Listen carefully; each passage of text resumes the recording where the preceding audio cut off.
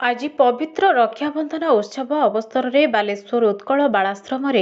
Devdeep foundation और Lions club empire मिलित सहयोग में बालाश्रम अंतेवासी रक्षाबंधन उत्सव पालन कर अवसर में समस्त पिलामानंकु संगठन तरफ चंदन सिंदूर चाउल लगाई फूल दे वंदापना करा पर राखी बंधाजिबा सह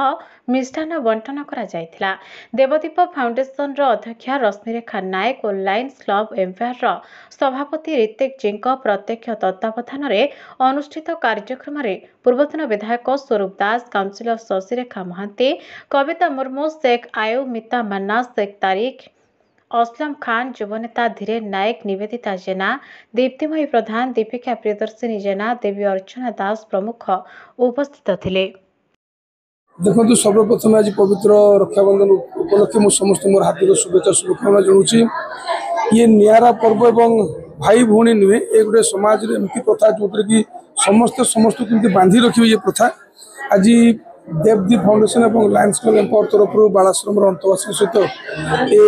उत्सव आम पालन करुँ। अंतवासी मैंने जो पिला माने रुहति परिवार बहुत दूर रुहति और विभिन्न पर्वपर्वाणी से वंचित होता है। मु धन्यवाद देवी ये दुईटी एक ऑर्गेनाइजेशन को जे क्रमागत भाव पिला सहित विभिन्न समय खुशी पर्व मान सामिल होती भी फिल करना परिवार ठार दूर होती। ये केवल आज रक्षाबंधन नुहे विभिन्न समय आम आसू विभिन्न कार्यक्रम सामिल होता ता सहित आउ गोटे वार्ता ये पर्व आज दूसरी केवल भल पाइबा स्नेह नुहे प्रति आम दायित्वबोधता ताहा आज वार्ता दूसरी जो रक्षाबंधन मेन उद्देश्य हूँ गोटे विश्वास जे संपर्क एवं दायित्वबोध ए तीनोटी जाक कर्तव्य ए पिलांक पय हमर रहिछि एवं आगामी दिन मध्ये रहि जेमति बाकी सब माने आमे पर्व पौणी तांको फील माने एकुटिया पण को अनुभव न करिया पय करछन्ती। राखी पूर्णिमा भी ता मध्ये गोटे तांकर परिवार को समान जाई पारंतिनी तांको भौणी को हाथ समान राखी बांधी पारंतिनी सही खालीपण को पूरा करिया पय देवदीप फाउंडेशन तरफ एटा गोटे छोटा प्रयास जमती गोटे भौणी ता भाई को राखी बांधे प्रथम चंदन सिंदूर तिलक लगे कि ताको बंदापना करिकी मिठा खोईकी राखी बांधिकी ताको शुभ मन से सही भलिया हमें सब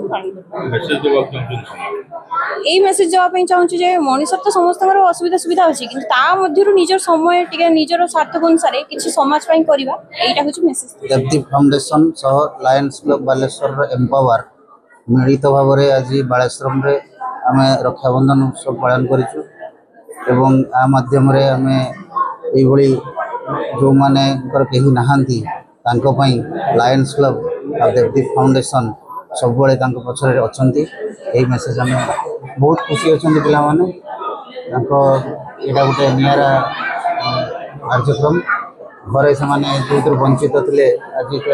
लायंस क्लब और देवदीप फाउंडेशन पूर्ण कर आगामी दिन में बहुत कुछ कार्यक्रम लायंस क्लब एम्पावर तरफ बालेश्वर नवाक जाऊँ आपण मानक आम डाकू से सब सामिल हे से मेसेज देवे।